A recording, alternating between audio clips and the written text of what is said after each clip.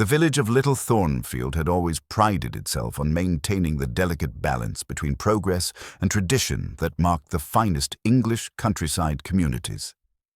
Nestled in a fold of the Surrey Hills, it boasted a Norman church whose bells had rung the hour for 7 centuries, a high street lined with Tudor cottages that leaned companionably against one another, and residents who understood that the most interesting conversations happened in undertones.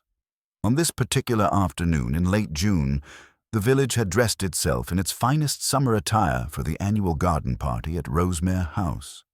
The Georgian manor, with its honey-colored stone and perfectly proportioned windows, commanded the best view in the district, and Mrs. Helena Ashworth had opened her gardens to raise funds for the church roof with the same gracious authority she had exercised for the past 15 years. Miss Jane Marple sat beneath a spreading chestnut tree, her knitting needles moving with practiced rhythm as she worked on a cardigan for her great niece.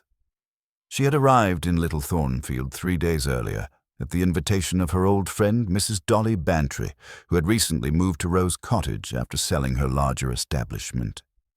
The change of scene, Mrs. Bantry had insisted, would do Miss Marple a world of good, and the village was perfectly peaceful. Dreadfully dull, really, but so restful after all that unpleasantness with the body in the library. Miss Marple, who had learned over many years that dullness and peace were rarely synonymous in small communities, had accepted the invitation with genuine pleasure. She found human nature endlessly fascinating, and villages provided the most concentrated opportunities for observation. People revealed themselves so completely when they believed themselves unobserved, like actors who had forgotten they were on stage. The garden party was proceeding with the sort of orchestrated spontaneity that required weeks of careful planning. White-clothed tables dotted the immaculate lawn, laden with cucumber sandwiches cut to precise specifications, scones that would have made a Devonshire tea-room weep with envy, and delicate pastries that drew appreciative murmurs from the assembled guests. A small orchestra, recruited from the county town, played selections from Gilbert and Sullivan with more enthusiasm than precision. Mrs. Ashworth moved through her guests with the practiced grace of a woman accustomed to command. At 58, she remained handsome in the way that good bones and excellent grooming could maintain long past youth's first bloom. Her silver-gray hair was arranged in elegant waves, and her lavender silk dress struck exactly the right note between formality and garden-party practicality. Yet Miss Marple, watching with the attention she might give to a particularly complex knitting pattern, noticed something strained about their hostess today, a tightness around her eyes and a tendency to speak just a little too quickly. "More tea, Miss Marple?" The voice belonged to Dr. Geoffrey Hartwell, the young physician who had taken over the practice from elderly Dr. Pemberton the previous autumn. He was a pleasant man of perhaps 35, with sandy hair and earnest blue eyes behind wire-rimmed spectacles. "How very kind, Doctor. Just half a cup, if you please." Miss Marple smiled warmly. "Such a lovely party Mrs. Ashworth has arranged, though I must say she seems rather animated this afternoon." Dr. Hartwell followed her gaze to where Mrs. Ashworth was speaking in low, urgent tones with a younger woman who clutched a cream-colored envelope as though it contained something dangerous. "That's Miss Clarissa Ashworth, Mrs. Ashworth's stepdaughter," he explained quietly. "She's been under considerable strain lately. I've been treating her for nervous exhaustion." Miss Marple's needles continued their steady rhythm, but her pale blue eyes sharpened with interest. Clarissa Ashworth was a woman of perhaps 40, with the faded prettiness of someone who had once been considered quite attractive, but had somehow missed her opportunities. She wore a dress of indeterminate beige that did nothing for her sallow complexion, and her mouse-brown hair was arranged in a style that had been fashionable a decade earlier. There was something desperate in her expression as she spoke with her stepmother, the look of someone who had received news that would change everything. "I do hope it's nothing serious," Miss Marple murmured. "Family matters can be so complicated." "Indeed they can." Dr. Hartwell's tone was carefully neutral, but Miss Marple caught the slight tightening around his mouth, especially when there are financial considerations involved. Before Miss Marple could pursue this intriguing observation, a burst of laughter drew their attention to a group near the rose garden.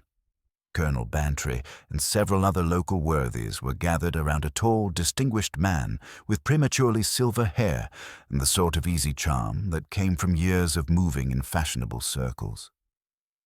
This was Mr. Philip Ashworth, Mrs. Ashworth's nephew, who had arrived from London the previous week and had already made quite an impression on the village. "Philip's been telling us the most fascinating stories about his business ventures in the city," Mrs. Bantry called out cheerfully. "Such a clever young man, Helena. You must be so proud." Mrs. Ashworth's smile was fixed and brittle as antique porcelain. "Philip has always been enterprising," she replied, in a tone that suggested this was not entirely a compliment, "though I do sometimes think a more settled life might suit him better. All this rushing about cannot be good for one's constitution." Philip's answering laugh held perhaps a shade too much heartiness. "My dear aunt, you know I thrive on activity.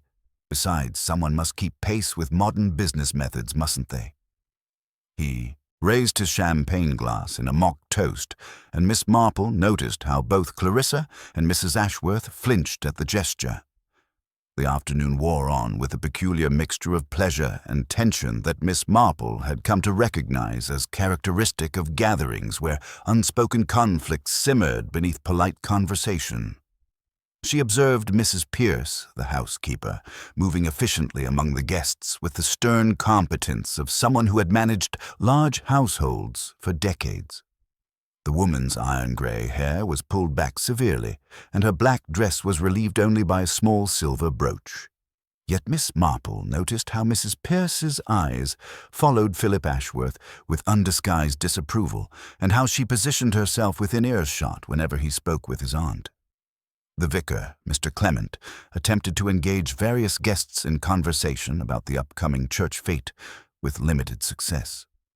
His wife, Griselda, considerably younger and possessed of a lively intelligence that village life had not yet managed to suppress, had positioned herself near Miss Marple with the air of someone seeking refuge from tedium. "I do wish something interesting would happen," Griselda whispered conspiratorially, adjusting her wide-brimmed hat against the afternoon sun. "Everyone's being so frightfully proper, but you can practically see the daggers being thrown. Have you noticed how Clarissa keeps looking at Philip as though he's about to make off with the family silver?" "My dear," Miss Marple said mildly, dropping a stitch and retrieving it with practiced ease, "I'm sure you're imagining things. Though families are so often like that. All those little resentments building up over years, like sediment in a rarely used teapot. One never knows when the accumulation might cause trouble." She was about to elaborate on this domestic metaphor when a sudden commotion near the house drew everyone's attention. Mrs. Pierce had emerged from the French doors leading to the morning room, her normally composed face showing signs of considerable agitation.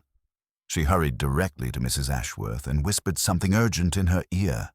Their hostess went first very white, then flushed an alarming shade of red. "Excuse me," Mrs. Ashworth announced, her voice cutting through the garden party chatter with uncharacteristic sharpness. "I must attend to something inside. Please, everyone, do continue enjoying yourselves. I shan't be long." She swept toward the house with Mrs. Pierce following, leaving her guests exchanging puzzled glances and speculative murmurs. Miss Marple noticed that Philip Ashworth had gone very still, his champagne glass frozen halfway to his lips, while Clarissa had pressed one hand to her mouth as tears began streaming down her pale cheeks. Dr. Hartwell moved quickly to Clarissa's side. "Miss Ashworth, are you quite all right? Perhaps you should sit down." Clarissa shook her head violently, her voice barely above a whisper. No, I'm perfectly fine. Just the heat, you understand? The heat and—" She broke off, her gaze fixed on the house with an expression that could only be described as horrified anticipation. Miss Marple set down her knitting with careful deliberation. In her experience, when housekeepers looked agitated and family members began crying at garden parties, something was very wrong indeed. She had seen that particular combination of shock and dread before, in other villages, under other circumstances where afternoon pleasantries had been shattered by darker realities. The remaining guests had begun to murmur among themselves, speculation running rampant through the gathering like ripples across a pond. Colonel Bantry suggested it might be a telegram with distressing news. Mrs. Bantry wondered aloud if perhaps there had been an accident in the kitchen. The vicar's wife proposed that Mrs. Ashworth had simply remembered some urgent household matter that required immediate attention. But Miss Marple, watching the house with steady attention while her fingers automatically continued their knitting, suspected something far more serious. She had lived too long and observed too much of human nature to believe that housekeepers became agitated over burned scones, or that stepdaughters wept over forgotten appointments. When Mrs. Ashworth finally reappeared some 20 minutes later, her face was composed but deathly pale, and her hands trembled slightly as she raised them for a silence. The garden party fell into an expectant hush, broken only by the distant sound of the church bells marking the half-hour. "I'm afraid I must ask you all to leave," she said, her voice steady but strained. "There has been an incident. Dr. Hartwell, I wonder if you might come inside for a moment.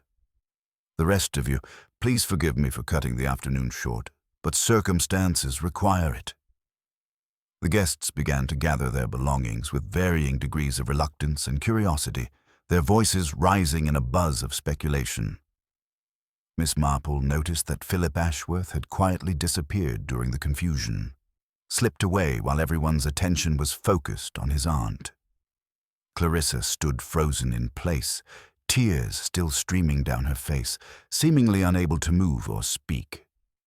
Dr. Hartwell hurried into the house with his medical bag, and Miss Marple, moving with the dispersing crowd toward the garden gate, happened to pause near one of the open ground-floor windows.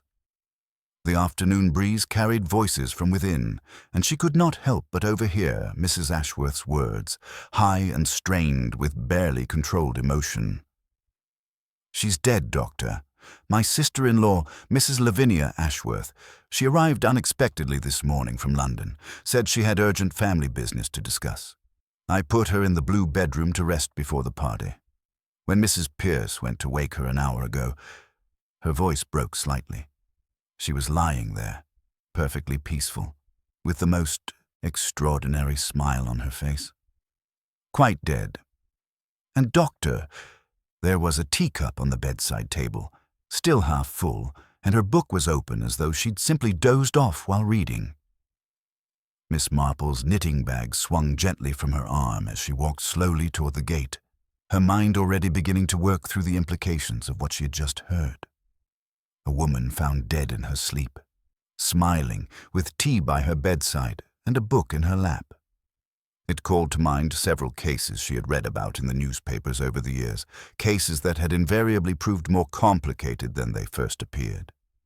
As she passed through the wrought iron gate, Miss Marple glanced back at Rosemere House. In an upstairs window, the blue bedroom, she surmised, she caught a glimpse of a figure looking down at the dispersing guests. The distance was too great to make out details clearly, but something about the stillness of that watching figure sent a small chill down her spine despite the warmth of the June afternoon. "Such a pity," she murmured to herself, thinking of the woman upstairs who had arrived with urgent family business and would never leave again. Such a terrible pity, and yet inevitable, I suppose. These things so often are, when people allow desperation to override their better judgment. The garden party at Rosemere House was over, but Miss Marple suspected that the real drama was only just beginning. Somewhere among those seemingly ordinary people with their polite smiles and conventional manners was someone who had committed murder. And if her instincts were correct, and they usually were, the killer had made at least one small mistake. They always did, in her experience. The question was, what had they overlooked? And more importantly, would they realize their error before Miss Marple could untangle the web of family secrets that had led to a woman dying with a smile on her face? The news of Mrs. Lavinia Ashworth's death swept through Little Thornfield with the peculiar velocity that tragic events achieve in small communities. By evening, the facts had been thoroughly seasoned with speculation until truth and fiction were as thoroughly mixed as ingredients in Mrs. Higgins's famous Christmas pudding. At the post office, the deceased had become a mysterious stranger who collapsed in the rose garden. At the Blue Boar, she had been poisoned by London air. City folk, the regulars agreed, were simply not built for honest country living. Miss Marple, settling into Mrs. Bantry's comfortable sitting room with her knitting, listened to these reports with the tolerant attention she might give to children's stories. Village gossip, she had long observed, revealed more about the tellers than the subject, and the speed with which theories multiplied suggested that Little Thornfield had been hungry for excitement. "It's perfectly dreadful, Jane," Mrs. Bantry declared, pouring tea with unnecessary vigor. "But you must admit it's terribly interesting. A woman arrives unannounced, has a private conference with her sister-in-law, and then dies peacefully in her sleep with that extraordinary smile. If that isn't suspicious, I don't know what is." "The smile is indeed curious," Miss Marple agreed mildly. "It suggests either great peace or great surprise. In my experience, people who die of natural causes rarely look quite so satisfied." The following morning brought Inspector Craddock from the county constabulary, a methodical man whose reputation for thoroughness had preceded him. Dr. Hartwell had insisted on treating the death as suspicious, and the preliminary examination had revealed traces of what appeared to be prussic acid in the teacup found beside the bed. Miss Marple, accompanying Mrs. Bantry on a visit of condolence to Rosemere House, found herself invited to view the scene. Mrs. Ashworth, pale and distracted, seemed grateful for any familiar faces, and Inspector Craddock, perhaps hoping to benefit from Miss Marple's legendary observational skills, raised no objection to her presence. The blue bedroom remained exactly as it had been found. The four-poster bed was neatly made, the sash window slightly ajar, and the bedside table bore the melancholy debris of interrupted life: a half-empty teacup, reading glasses, and a novel lying face down with its spine cracked. "She was reading when it happened," Inspector Craddock explained. "Dr. Hartwell believes the poison acted quickly. She simply fell asleep and never woke up." Miss Marple approached the bedside table with careful steps, her pale blue eyes taking in every detail. "What was she reading, Inspector?" "A romance novel, The Flight of the Earl. Rather light fare, but harmless enough." Miss Marple peered closer without touching anything, then straightened with a slight frown that vanished almost immediately. "Inspector, you mentioned she arrived yesterday morning without luggage." "Quite right. Just a handbag. She told Mrs. Pierce she intended to return to London that evening after settling some urgent family business." "Family business," Miss Marple repeated thoughtfully. "And this urgent matter required a private conference with Mrs. Ashworth?" "So it appears. They were closeted together in the study for nearly an hour before the garden party. Both women emerged looking considerably distressed." Before Miss Marple could pursue this line of inquiry further, the sound of the front door slamming echoed through the house, followed by heavy footsteps and a voice raised in anger. Philip Ashworth had returned, and his words carried clearly up the stairs. "I won't have it. She had no right to come here. No right to ruin everything after all these years." Inspector Craddock's eyebrows rose. "Mr. Ashworth seems rather upset for someone grieving his aunt." "Not his aunt, Inspector," Miss Marple said quietly. "Unless I'm very much mistaken, Mrs. Lavinia Ashworth was Philip's mother. The family relationships here are rather more complicated than they first appeared." The inspector's notebook came out immediately. His mother. But then why? Why the estrangement? Why the sudden reconciliation attempt? Why the urgent family business? Miss Marple's knitting needles resumed their gentle rhythm. "Those are indeed the questions, Inspector. though I suspect the answer lies not in the poison itself, but in what Mrs. Lavinia came here to reveal. She glanced once more at the bedside table, her attention lingering on the novel with its bookmark protruding from page 20, while the book itself lay open at page 100. Someone, she reflected, had taken considerable care to arrange this peaceful scene. But they had made one small error, the sort of mistake that people make when they understand the appearance of something without truly comprehending its nature. The smile on the dead woman's face, Miss Marple suspected, had not been one of peace at all, but of triumph.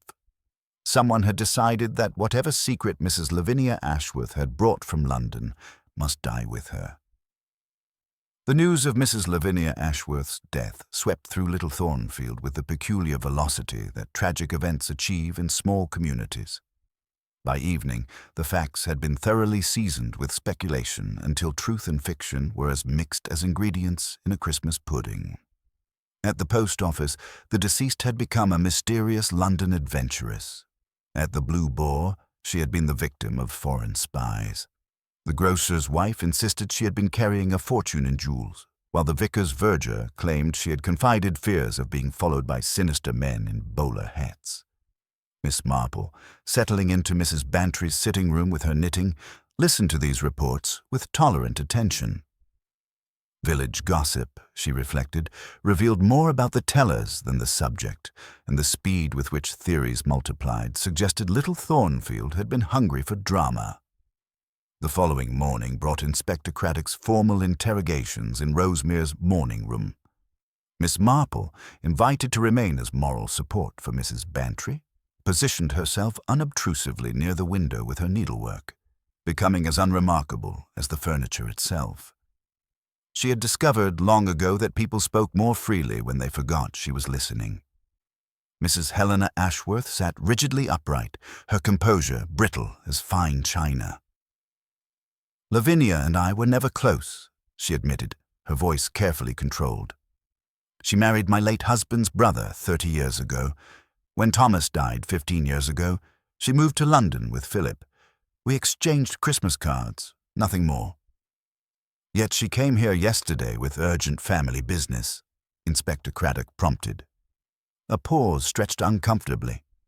She had discovered certain irregularities in family finances. She believed I had somehow defrauded her of inheritance from my husband's estate. I showed her the will, the accounts, everything. She left our meeting satisfied. Miss Marple's needles paused momentarily. Mrs. Ashworth's fingers had twitched when she mentioned the accounts, a gesture Miss Marple had observed countless times in people concealing uncomfortable truths. Philip Ashworth's entrance shattered the morning's careful politeness. He stormed in, bringing nervous energy that seemed to rattle the porcelain figurines, his handsome face flushed with suppressed rage. "So you know she was my mother," he said without preamble, throwing himself into a leather chair. "She abandoned me to Aunt Helena when I was 6 to run off with a penniless artist. I haven't seen her in 30 years. Then she appears yesterday demanding money, threatening to expose my business ventures as fraudulent." "And did you pay her?" Craddock asked. "I told her to go to the devil. I left for the village to send telegrams to my partners. The postmistress can confirm it. I wasn't even here when the tea was taken up." Clarissa Ashworth entered next, her eyes red from weeping, hands trembling as she twisted a handkerchief. She seemed to have aged a decade overnight, her faded prettiness now simply faded. "Aunt Lavinia sought me out before the party," she whispered. "She said she had information that would change everything for me, that I had been wronged and she intended to set matters right.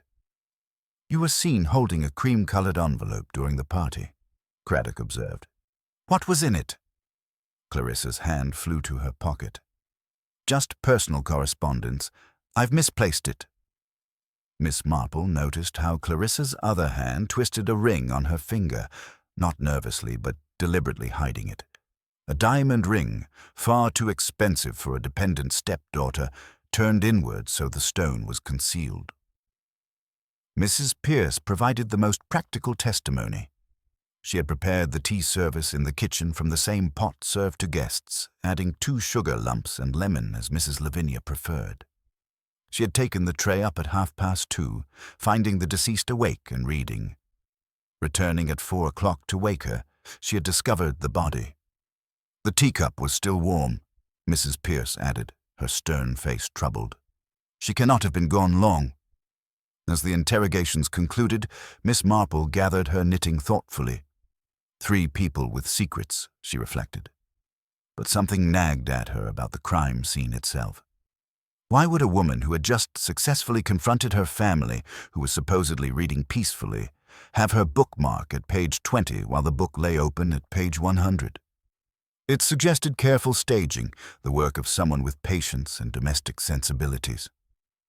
"Coming, Jane," Mrs. Bantry whispered. "Yes, Dolly," Miss Marple replied softly. "Though I believe I must stop at the chemist's. There's something about sedatives I need to clarify." The pieces were forming a pattern, but not the obvious one Inspector Craddock was pursuing. He sought someone who hated Lavinia Ashworth. Miss Marple was beginning to suspect someone who simply needed her to cease existing permanently. Inspector Craddock's investigation proceeded with the methodical efficiency of a man who believed he had found his killer. Philip Ashworth possessed every element required for a compelling case: motive in his desperate financial circumstances, opportunity during his unexplained absence from the garden party, and a demonstrable history of deception that his mother had threatened to expose. The inspector's notebook filled steadily with incriminating details as witnesses confirmed Philip's mounting debts and his bitter estrangement from the woman who had abandoned him decades earlier. Miss Marple, however, found herself increasingly troubled by details that seemed to point in a different direction entirely. Her first stop that morning was the village chemist, a narrow establishment squeezed between the greengrocer and the draper's shop, where Mr. Larkin presided over his domain of brown bottles and remedies with the precision of a man who took pride in knowing his customers' ailments intimately. "Prussic acid is most strictly controlled," he confirmed, adjusting his spectacles as Miss Marple inquired about various medications under the guise of general curiosity. "We never dispense it except on written medical authority, and I've had no such prescription since Dr. Hartwell took over the practice. The last request was 4 years ago under old Dr. Pemberton." This information proved illuminating. If the poison hadn't originated locally, someone had either brought it from London or obtained it through other means entirely. Miss Marple's subsequent conversation with old Higgins, the gardener at Rosemere, provided a disturbing possibility. Philip had indeed requested materials to deal with a wasp nest the previous week, and Higgins had provided him with a jar of cyanide compounds used for pest control. "Brought it back empty?" "He did," Higgins recalled, leaning on his spade among the prize-winning delphiniums. "Said the job was done proper." The revelation seemed to seal Philip's fate, yet Miss Marple remained unconvinced. That afternoon's interrogations at Rosemere House revealed layers of family secrets that complicated the simple narrative Inspector Craddock preferred. Clarissa Ashworth, pale and trembling, admitted that her aunt had promised information that would change everything for her, hinting at wrongdoing in the family's financial arrangements and questions about inheritance rights. She claimed Philip wasn't truly entitled to his share, Clarissa whispered, her voice barely audible. "That there had been deception about his parentage, that I might be the rightful heir." The revelation struck the room like a physical blow.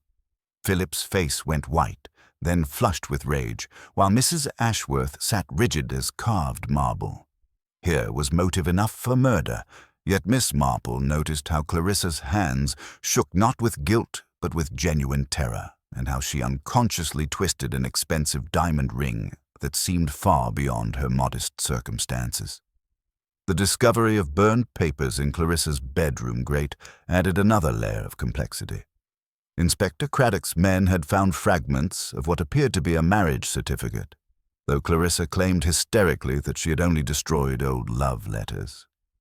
The lie was transparent, but Miss Marple suspected it concealed protection rather than guilt.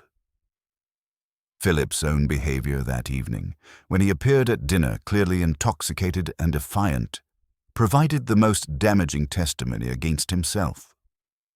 "My mother came here to destroy us all," he declared bitterly to the assembled guests. "She had proof of Aunt Helena's financial manipulations, evidence of Clarissa's secret engagement to a married man, and documentation of my business failures.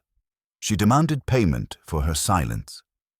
Yet even as Philip condemned himself with his own words, Miss Marple found herself focusing on what he hadn't said. "Mr. Ashworth," she inquired gently, "you mention your mother brought documentation. Where is it now?" Philip's anger deflated into confusion. "I don't know. Inspector Craddock found nothing in her room or belongings." "Precisely," Miss Marple observed, "which suggests whoever killed Mrs. Ashworth acted not from sudden passion, but with careful premeditation. They needed not only to silence her, but to retrieve whatever evidence she carried. That requires a particular type of mind, organized, methodical, and utterly ruthless in its domestic efficiency." As she gathered her knitting that evening, Miss Marple reflected on the crime's peculiar characteristics. The carefully staged bedroom scene, with its misplaced bookmark and arranged tranquility, the smile frozen on the victim's face, suggesting not peace but triumph. The systematic removal of all evidence that Mrs. Lavinia Ashworth had brought from London. Someone had committed what they believed to be the perfect murder, but they had made one crucial error in their domestic staging. Miss Marple was beginning to understand exactly what that mistake revealed about the killer's identity, and it pointed toward someone far more dangerous than the obvious suspect now occupying Inspector Craddock's attention. The following morning brought what appeared to be the case's swift resolution. Inspector Craddock arrived at Rosemere House with a warrant, having discovered a small brown bottle containing traces of cyanide solution hidden behind books in Philip Ashworth's bedroom. Philip's protests of innocence rang hollow against the physical evidence, and by noon he found himself under formal arrest, his handsome face haggard with sleepless nights and mounting desperation. Miss Marple, however, found herself increasingly troubled by details that refused to align with this convenient conclusion. While Mrs. Bantry expressed satisfaction that the dreadful business was finally settled, her guest spent the morning pursuing what seemed like trivial inquiries around the village, her knitting bag swinging gently as she walked between the library, the chemist, and the vicarage with the unhurried persistence of someone following an invisible thread. Her first stop at the village lending library proved illuminating in an entirely unexpected way. Mrs. Weatherby, the librarian who maintained her circulation records with religious devotion, consulted her ledgers with obvious pride. Mrs. Lavinia Ashworth. No, she wasn't a member here, Miss Marple. But someone did inquire about her reading preferences yesterday morning, well before the garden party. Mrs. Pierce from Rosemere asked what sort of novels a London lady might enjoy. I recommended several romances, and she selected The Flight of the Earl specifically because it was our newest acquisition.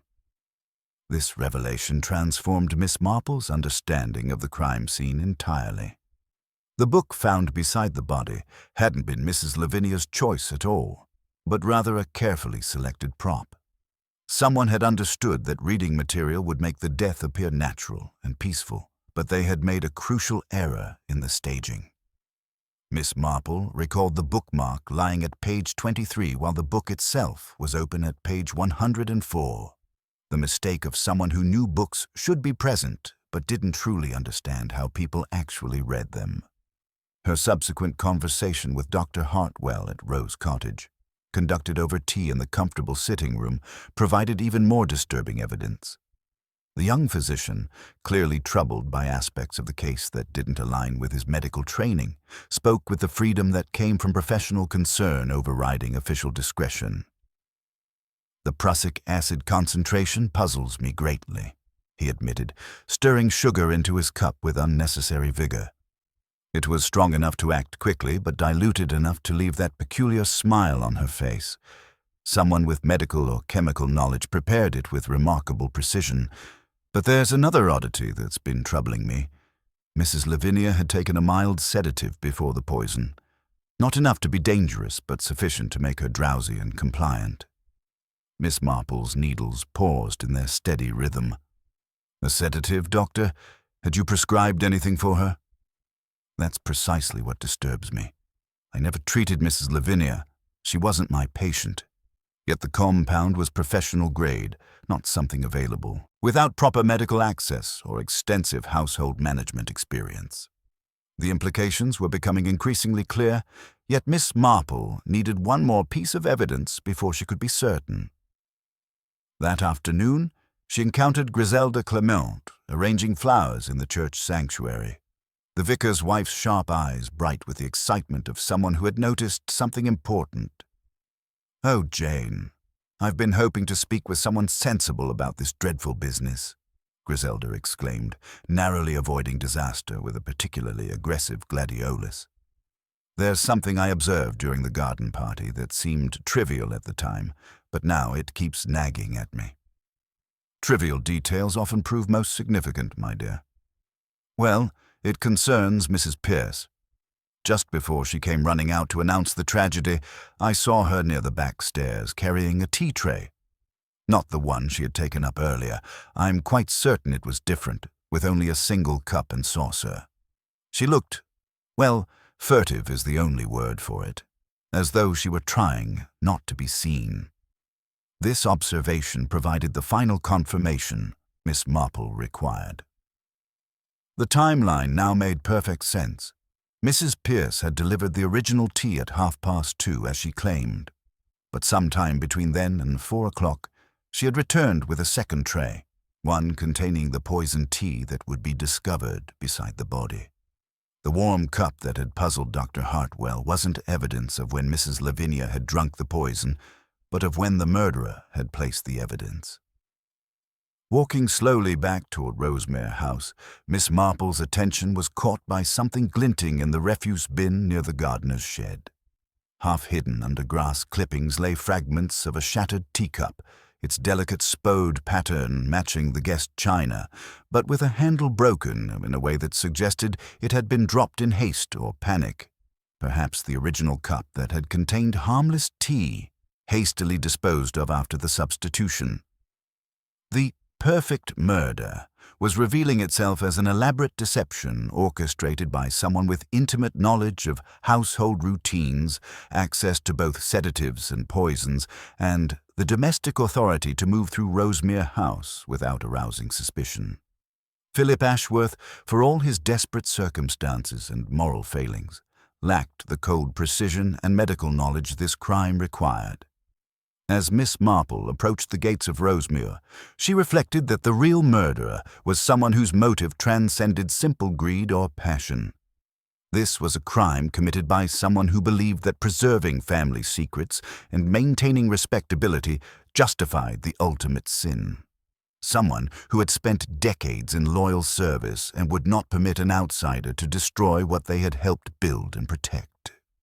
The question now was not who had committed the murder, but how to prove it before Inspector Craddock's misguided arrest of Philip became irreversible. Miss Marple suspected that the killer, emboldened by their apparent success, might already be planning their next move to ensure that all dangerous secrets remained permanently buried.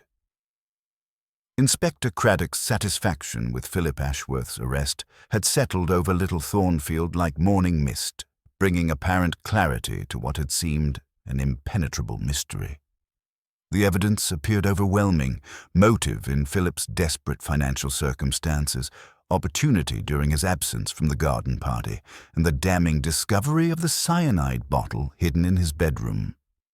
Yet Miss Marple found herself increasingly troubled by the very completeness of this solution, recognizing in it the hallmarks of careful orchestration rather than desperate improvisation. Her concerns led her to request a private interview with Inspector Craddock in Rosemere's morning room, where she approached the subject with characteristic indirection. "You have built a very strong case, Inspector," she began mildly, her knitting needles maintaining their steady rhythm. "Perhaps too strong, if I may venture such an observation." Craddock, who had learned to respect Miss Marple's insights despite his professional skepticism, frowned thoughtfully. Too strong? I should have thought overwhelming evidence rather reassuring than suspicious. Oh, overwhelming evidence can be most deceptive, Miss Marple replied, smoothing a wayward strand of silver hair. In my experience, when everyone instantly agrees upon a culprit, it usually means they are relieved not to examine alternatives too closely. She proceeded to outline the discrepancies that had been troubling her. The library book selected before Mrs. Lavinia's arrival, the misplaced bookmark suggesting careful staging, and most significantly, the fragments of a broken teacup she had discovered behind the gardener's shed. Someone made 2 journeys to that bedroom, Inspector. The first with innocent tea, the second with poison. The warm cup that puzzled Dr. Hartwell wasn't evidence of when Mrs. Lavinia drank the fatal dose, but of when the murderer placed the evidence. Craddock's notebook emerged as Miss Marple continued her analysis.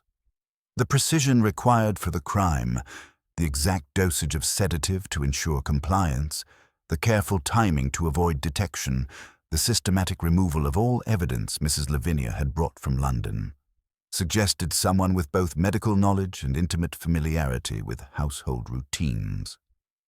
"You're thinking of Mrs. Pierce," Craddock said slowly, his certainty beginning to crack. Miss Marple's subsequent investigation, conducted with the gentle persistence that had served her so well in previous cases, revealed a disturbing pattern. Young Betty, the under-housemaid, proved an invaluable source of information when approached in the kitchen during Mrs. Pierce's absence.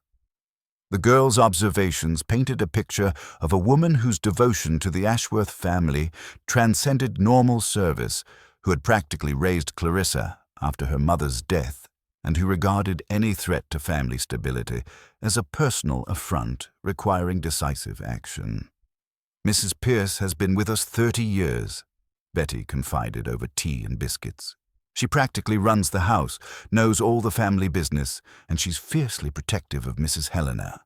When that London lady arrived, I heard her tell cook that some people didn't know when to leave well enough alone." Further inquiries revealed Mrs. Pierce's access to both the means and knowledge required for the crime. Her deceased brother had been a chemist, leaving her his professional library, including volumes on pharmaceutical compounds.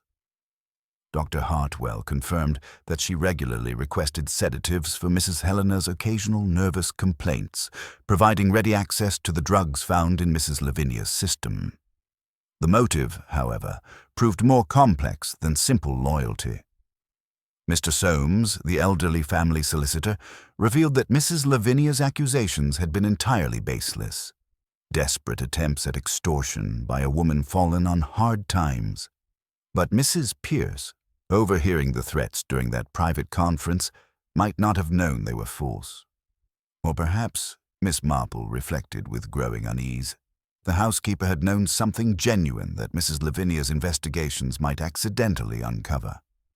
This suspicion proved disturbingly prescient when Miss Marple encountered Clarissa in the rose garden that afternoon. The younger woman, her composure finally cracking under accumulated strain, revealed that her aunt had spoken of irregularities surrounding her father's death 15 years earlier, questions about his medication and the convenient timing of a new will witnessed by Mrs. Pierce herself. "She said Mrs. Pierce was there when father died," Clarissa whispered, tears streaming down her pale cheeks. "That she prepared his final tonic, just like—" She broke off, her eyes widening with horrified realization. The pattern was becoming terrifyingly clear. Miss Marple realized she was looking at a history of convenient deaths orchestrated to preserve family stability and secrets. Mrs. Lavinia hadn't just come to discuss finances.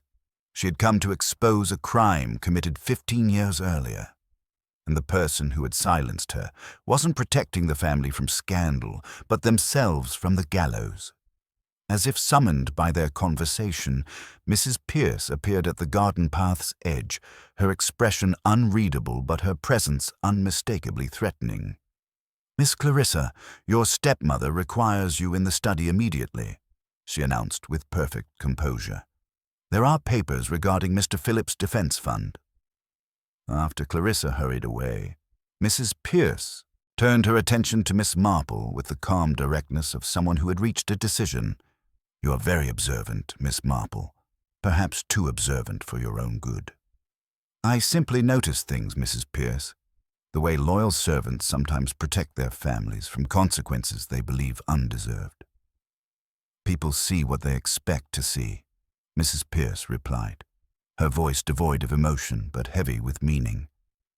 "A loyal servant, a grieving son, a tragic accident. It is only when people look too closely that they find things that don't concern them, things that can be dangerous." The warning was delivered with terrifying calm, and as Mrs. Pierce walked back toward the house, Miss Marple understood that the danger had not passed with Philip's arrest. The killer remained at large, confident in their deception, and ruthless enough to strike again if threatened. The game had shifted from observation to confrontation, and Miss Marple found herself wondering if her legendary intuition would be enough to survive what was clearly becoming a battle of wits with a murderer who had successfully killed at least twice and would not hesitate to kill again. The arrest of Philip Ashworth had brought an uneasy quiet to Rosemere House, the kind of stillness that follows a thunderstorm but leaves the air heavy with unresolved tension. Miss Marple, taking her morning constitutional through the village, observed how quickly little Thornfield had embraced the comfortable narrative of the dissolute nephew driven to murder by desperation. Yet she found herself increasingly troubled by loose threads that refused to weave themselves into this tidy conclusion. Her unease crystallized when Mrs. Helena Ashworth appeared at Rose Cottage that afternoon, her usual composure fractured like fine porcelain under stress. The woman who had commanded her household with such authority now sat in Mrs. Bantry's parlor, her hands trembling as she attempted to manage her teacup. "Miss Marple," she began, her voice barely above a whisper, "I fear I've been living with a terrible knowledge for 15 years, and recent events have made it impossible to remain silent any longer." Miss Marple set down her knitting, recognizing the gravity of the moment. "You wish to tell me about your husband's death?" Mrs. Ashworth's composure cracked entirely. "Richard was recovering, you see. Dr. Pemberton had said so quite explicitly. His heart condition was stabilizing under the new treatment. Then Mrs. Pierce insisted on preparing his evening tonic herself, claiming the kitchen staff were careless with measurements. She was so devoted, so concerned about his welfare.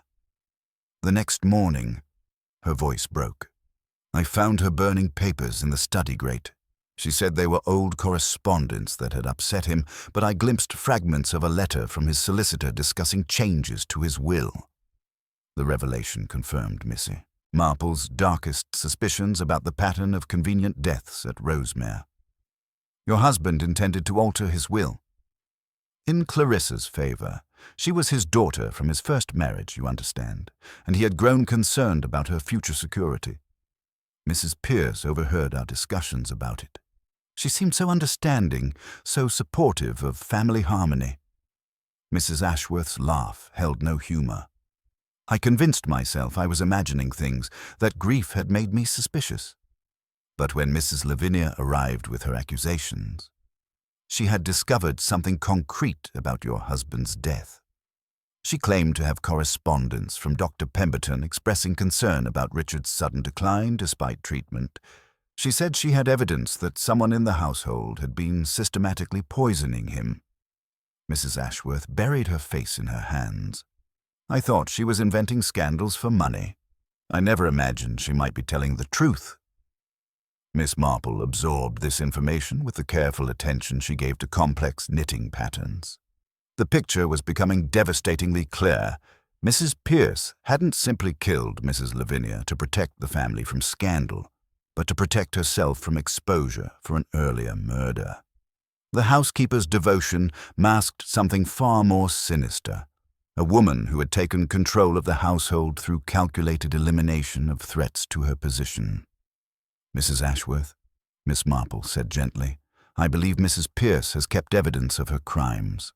People who commit what they consider perfect murders often do, partly as trophies, partly as insurance against future accusations. That evening, armed with Mrs. Ashworth's reluctant permission and Inspector Craddock's official authority, they conducted a methodical search of Mrs. Pierce's quarters in the servants' wing. The housekeeper had gone to visit her sister in the neighboring village, a weekly ritual she maintained with characteristic punctuality. Her rooms reflected the same obsessive order that governed her household management, but it was in a locked wooden box beneath winter linens that they discovered the damning evidence. Inside lay a collection that told a chilling story. A small medicine bottle labeled as heart tonic, but containing traces of the same compounds found in Mrs. Lavinia's system, a leather diary documenting Richard Ashworth's final days with cryptic notations about necessary interventions, and most significantly, the documents Mrs. Lavinia had brought from London, letters from Dr. Pemberton questioning the patient's sudden deterioration, and a draft will that would have left the estate primarily to Clarissa. She kept everything. Inspector Craddock breathed, his professional composure shaken by the methodical documentation of murder. Miss Marple understood perfectly. Because she believed she had committed the perfect crime, Inspector, these weren't just mementos. They were justification. In her mind, she was protecting the family from disruption, preserving the social order she had spent decades maintaining. The diary entries revealed a disturbing psychology. A woman who had convinced herself that murder was merely another household duty, performed efficiently for the greater good. Richard Ashworth's decision to favor his daughter had threatened Mrs. Pierce's authority and position. Mrs. Lavinia's return with evidence of that earlier crime had threatened her freedom. As they heard footsteps in the corridor, Miss Marple realized Mrs. Pierce had returned early from her visit. The housekeeper appeared in the doorway, her expression shifting from surprise to resignation as she observed the open box and scattered evidence. For a long moment, the tableau remained frozen in mutual recognition of how completely the careful deception had unraveled. "I wondered when someone would finally look closely enough," Mrs. Pierce said with eerie calm. 15 years I've maintained this household, protected this family from their own weaknesses. Mr. Richard would have impoverished his wife for sentiment. That London woman would have destroyed us all with her greed and accusations. "You committed murder, Mrs. Pierce," Inspector Craddock said quietly. The housekeeper's smile was terrible in its complete absence of remorse. "I did my duty, Inspector. I maintained order and respectability when others would have let chaos reign. Some people understand the price of civilization. Others simply benefit from those willing to pay it." As she was led away, her dignity intact even in defeat, Miss Marple reflected on the tragedy of misguided loyalty transformed into murderous obsession. Mrs. Pierce had genuinely believed herself the guardian of family honor, never recognizing that she had become its greatest threat. The woman who had spent a lifetime in service had ultimately served only her own need for control, leaving devastation in the wake of her terrible devotion. The mystery of Rosemere House was solved, but Miss Marple suspected the healing would take much longer than the investigation. Some secrets, once exposed, left scars that time could soften, but never entirely erase. The arrest of Mrs. Pierce sent ripples of shock through Little Thornfield that no amount of village gossip could adequately process. Philip Ashworth's release from custody occurred with bureaucratic efficiency, but little fanfare, the young man emerging haggard and diminished, his former charm replaced by the haunted expression of someone who had glimpsed the gallows through no fault but proximity to genuine evil. The village struggled to reconcile their memories of the efficient, respected housekeeper with the cold-blooded murderer now awaiting trial in the county jail. Miss Marple, observing the community's attempts to rewrite history from Mrs. Bantry's sitting room, listened with tolerant attention as neighbors claimed retrospective insights into Mrs. Pierce's true nature. The postmistress insisted she had always found the housekeeper's efficiency somewhat sinister, while the grocer recalled occasions when her household orders seemed oddly specific, though neither could articulate why these observations now appeared significant. Yet despite the apparent resolution, Miss Marple found herself troubled by a persistent unease that refused to be silenced by Mrs. Pierce's detailed confession. Something about the case's conclusion felt incomplete, like a knitting pattern with dropped stitches that would eventually unravel the entire work. Her concern centered on timing and opportunity, specifically the 3 weeks between Mrs. Lavinia's arrival and Mrs. Pierce's systematic elimination of evidence. The overlooked detail. Her unease led her back to the village chemist on what seemed like a trivial errand. Mr. Larkin, still recovering from the excitement of recent events, adjusted his spectacles nervously as she approached his counter with the gentle persistence that had served her so well in previous investigations. "I was wondering about prescriptions filled recently," Miss Marple began mildly, "particularly for the Ashworth household. Dr. Hartwell mentioned treating Miss Clarissa for nervous exhaustion." The chemist consulted his ledger with obvious reluctance. "Indeed, a mild sedative was prescribed 3 weeks ago, but Miss Clarissa never collected it personally. Mrs. Pierce always handled such errands for the family."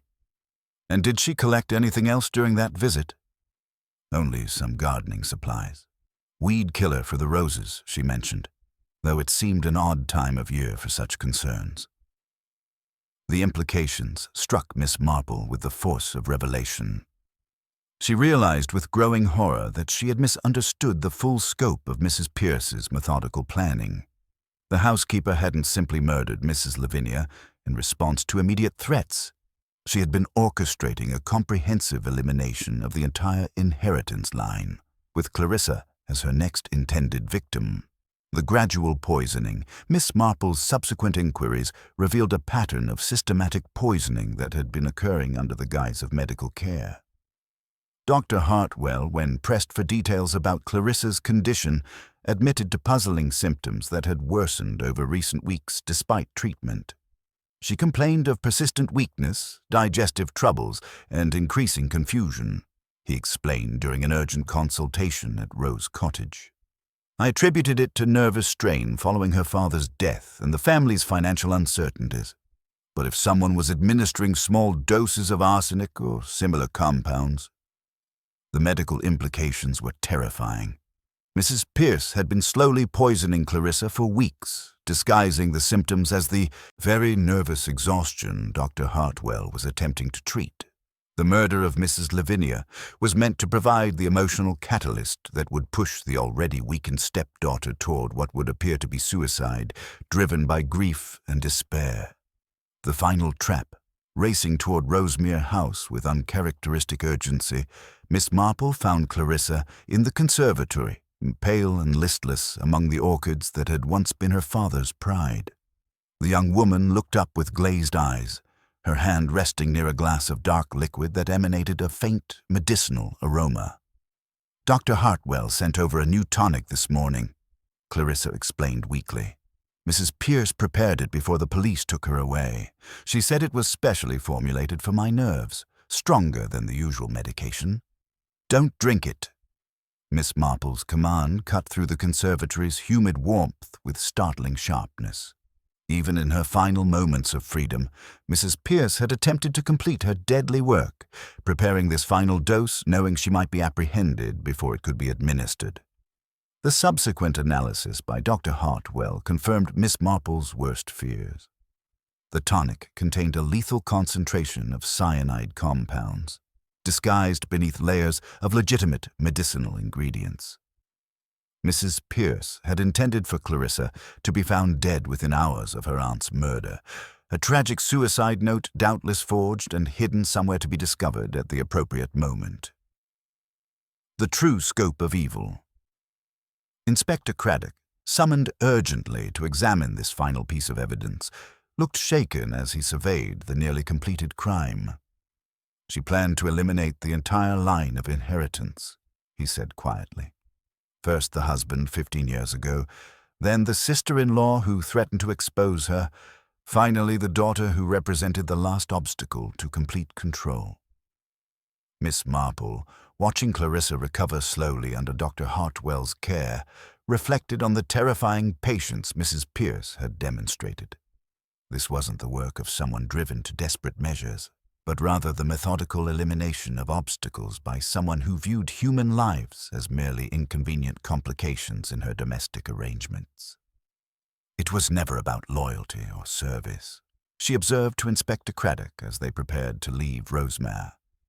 Mrs. Pierce was creating a world where she would be the only person left standing, the sole authority in a household stripped of everyone who might question her decisions or threaten her position. The case appeared solved, yet Miss Marple suspected that the psychological aftermath would prove far more complex than the investigation itself. The revelation that such calculated evil had operated undetected for 15 years would haunt Little Thornfield long after the legal proceedings concluded. As she walked home through the gathering evening, Miss Marple found herself contemplating the thin line between devoted service and murderous obsession, wondering how many other households might harbor similar dangers disguised as domestic efficiency. The woman found smiling in her sleep had been avenged, but the cost of that justice would echo through Rosemere House for generations to come. The revelation that Mrs. Pierce had attempted to poison Clarissa even after her arrest sent shock waves through the investigation, but Miss Marple found herself troubled by lingering inconsistencies that refused to resolve into a satisfactory pattern. While Inspector Craddock busied himself with building an airtight case for the prosecution, she spent the following morning in quiet contemplation at Rose Cottage, her knitting needles moving in steady rhythm as her mind worked through the psychological puzzle that Mrs. Pierce represented. The final pieces. Something about the housekeeper's confession troubled Miss Marple deeply. The woman had admitted to 15 years of calculated murder with chilling precision. Yet her account of Mrs. Lavinia's death contained subtle inconsistencies that suggested either deliberate deception or incomplete understanding of what had actually occurred. Mrs. Pierce claimed to have left the poisoned tea for her victim to discover naturally, yet the crime scene suggested careful staging that seemed inconsistent with her methodical but practical approach to murder. Miss Marple's concerns led her to request one final interview with the surviving members of the household, ostensibly to clarify minor details for Inspector Craddock's report.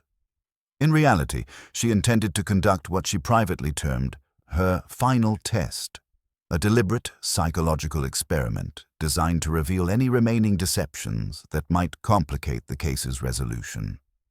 The psychological gambit, gathering the family in Rosemere's morning room, Miss Marple began with seemingly innocent observations about the crime scene, watching carefully for reactions that might betray hidden knowledge. She described Mrs. Lavinia's final moments with deliberate inaccuracy, claiming the victim had been found clutching a letter that revealed family secrets, and noted how each person responded to this fabrication. Clarissa's confusion was genuine. She clearly knew nothing beyond what she had already revealed. Mrs. Helena Ashworth's distress was equally authentic, her grief unmarked by the telltale signs of concealed guilt. But Philip Ashworth's reaction proved far more complex, his face cycling through expressions of relief, fear, and something that looked remarkably like suppressed panic. "You seem troubled, Mr. Ashworth," Miss Marple observed gently, her pale blue eyes fixed on his face with unwavering attention. "Perhaps you recall something about your mother's final afternoon that might help clarify these details." The crack in the facade. Philip's composure, already strained by days of suspicion and wrongful arrest, finally shattered under Miss Marple's gentle but relentless questioning. With the desperate honesty of someone who could no longer bear the weight of deception, he confessed to entering the blue bedroom that afternoon while the garden party continued below. "I found her already dead," he admitted, his voice breaking with shame and exhaustion. Slumped in the chair by the window, her book fallen to the floor, I thought if I could make it look natural, like she'd simply dozed off while reading, there wouldn't be questions.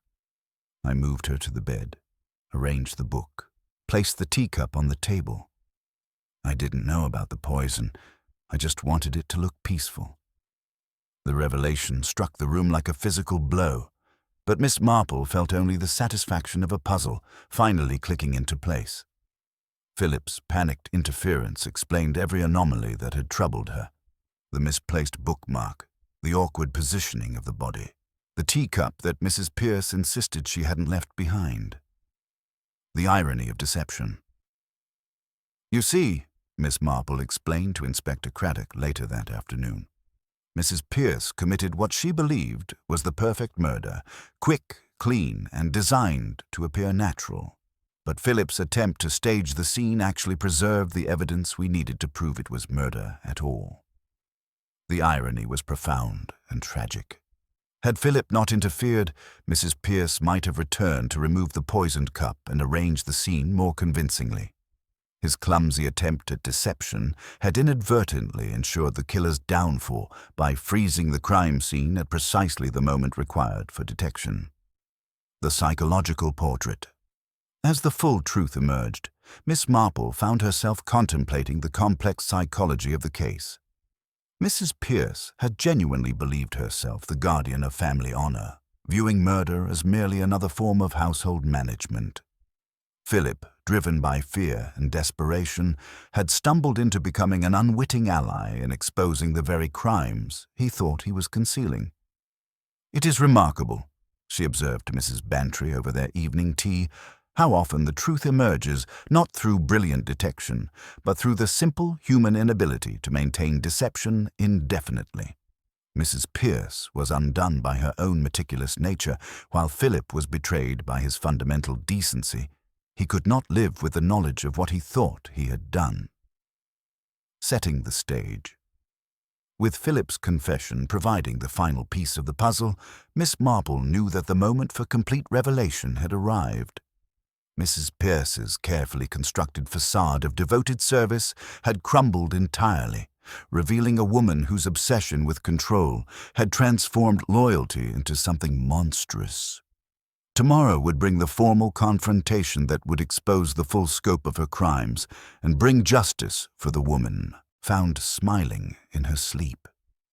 As she prepared for bed that evening, Miss Marple reflected that this case had revealed something particularly disturbing about human nature, how easily the appearance of virtue could mask the reality of evil, and how communities could become complicit in their own deception by preferring comfortable lies to uncomfortable truth.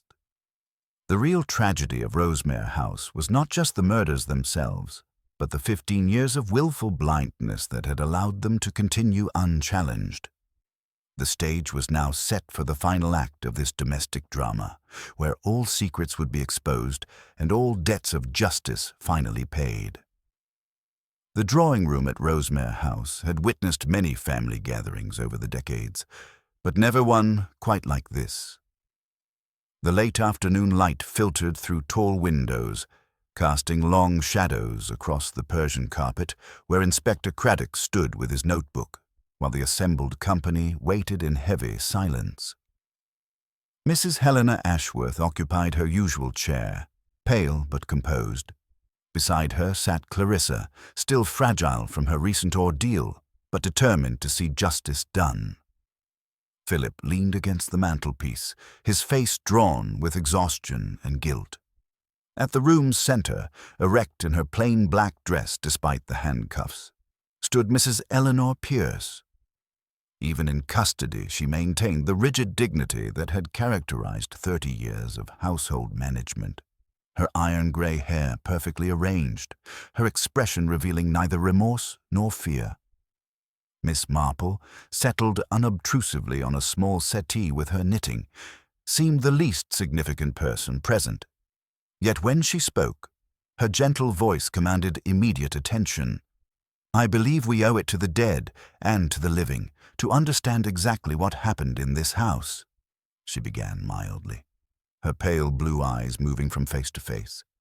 "Mrs. Pierce, you have confessed to murder, but I suspect you still don't fully comprehend the scope of your crimes or the twisted logic that justified them in your mind." Mrs. Pierce's mouth tightened almost imperceptibly. "I did what was necessary to preserve order and respectability. Nothing more, nothing less." "Ah, but that's precisely the problem," Miss Marple replied, her knitting needles clicking softly. You convinced yourself that murder was merely another household duty performed efficiently for the greater good. 15 years ago, when Mr. Richard intended to alter his will in Clarissa's favor, you saw it as a threat to the stability you had spent your life creating. The accusation hung in the air like incense, heavy and inescapable. Mrs. Ashworth flinched visibly, while Clarissa gripped her shawl with white knuckles.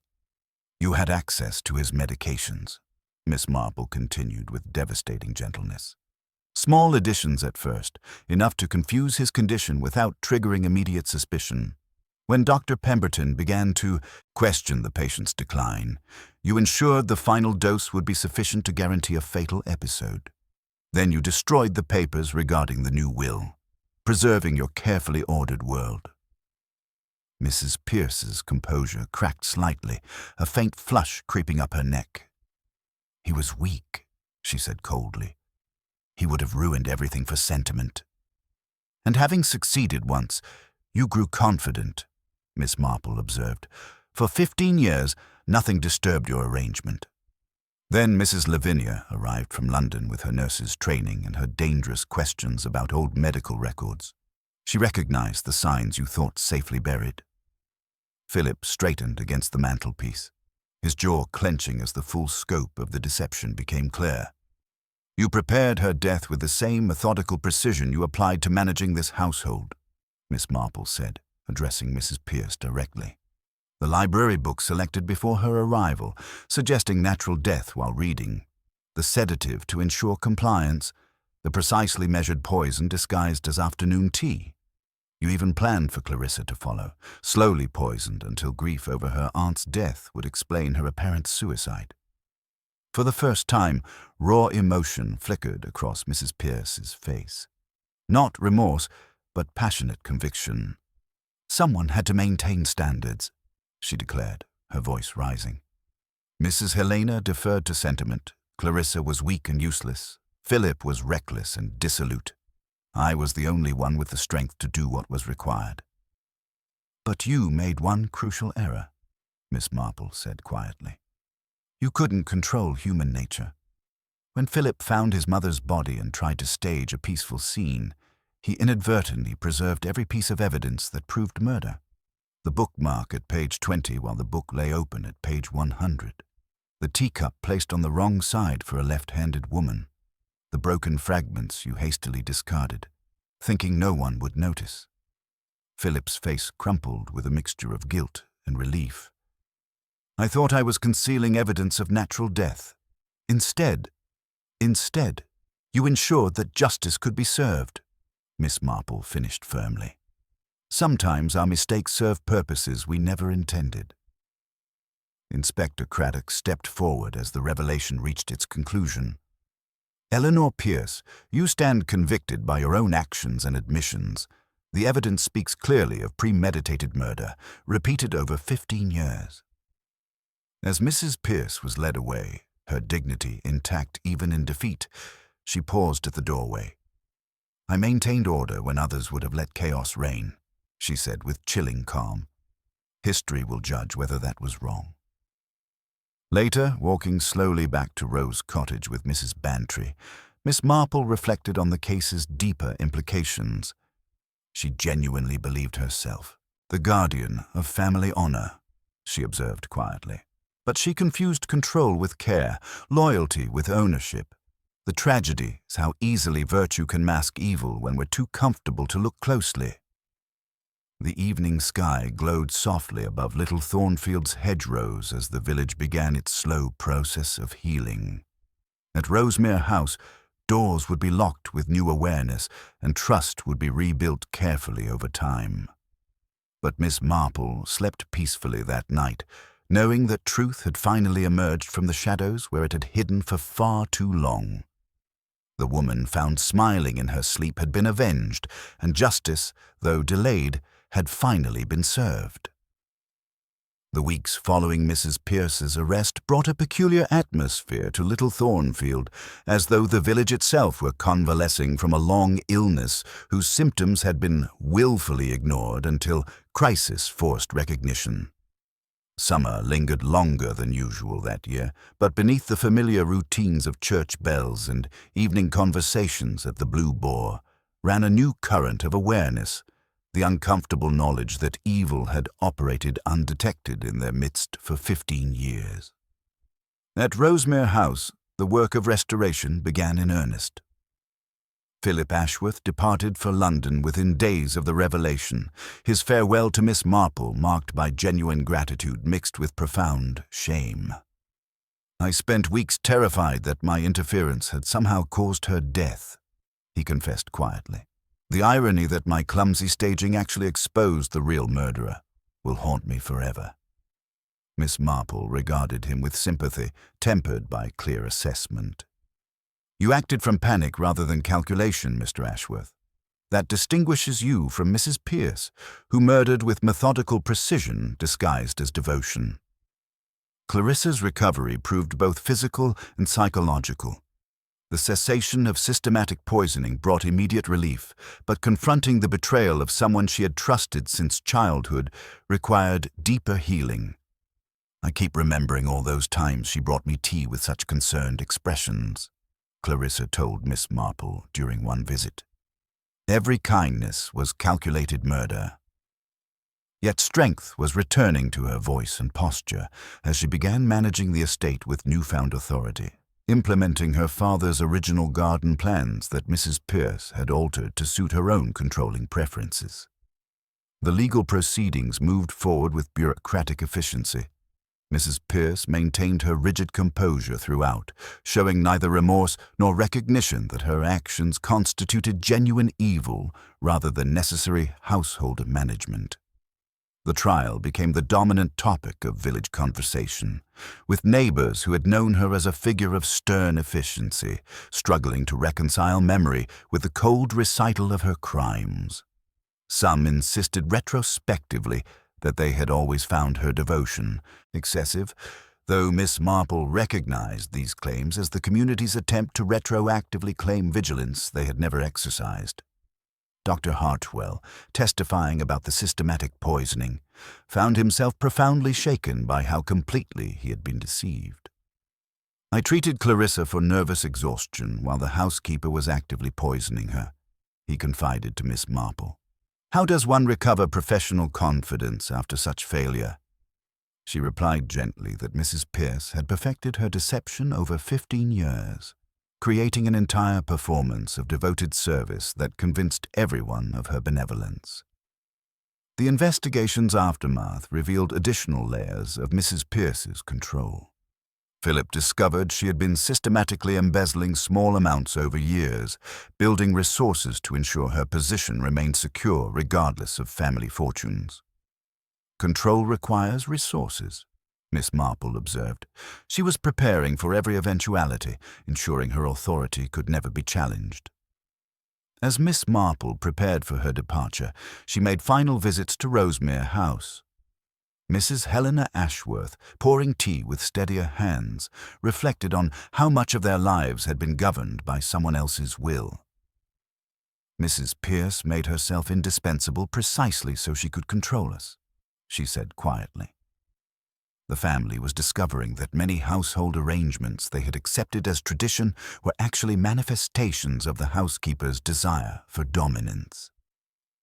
On her final afternoon, Miss Marple paused by the churchyard where Richard Ashworth lay buried, knowing that legal necessity would soon require exhumation to confirm arsenic poisoning, final proof of Mrs. Pierce's first crime. It was grim but necessary to bring truth to a death shrouded in deception for 15 years. Mrs. Bantry waited at the station with unusual thoughtfulness. "I always thought murders happened because of terrible passions," she mused as the train approached. "But this was so cold, so organized. It makes one look at household arrangements rather differently." Miss Marple nodded, watching the steam engine arrive. "Most evil is banal, Dolly. It hides in plain sight, disguised as efficiency or duty. We accept it because it makes life comfortable, until the price becomes too high to ignore." Settling into her corner seat, Miss Marple retrieved her knitting as familiar countryside began sliding past the window. Her mind remained partly with the woman found smiling in her sleep. Mrs. Lavinia Ashworth, whose return to confront the past had cost her life, but ultimately saved her family. Her death had shattered 15 years of silence, proving that truth, however deeply buried, eventually emerges into light. As she turned the heel of her sock, Miss Marple reflected on the case's deeper lesson, that the most dangerous secrets are often kept by those we trust most completely, and sometimes the most terrifying face of evil smiles at us across the breakfast table each morning. The pattern was complete, the loose ends tied off, justice served. Little Thornfield would heal, though it would never again enjoy quite the same innocent confidence in the benevolence of those claiming to act for the greater good. The train gathered speed, carrying her toward St. Mary Mead and new mysteries yet to unfold.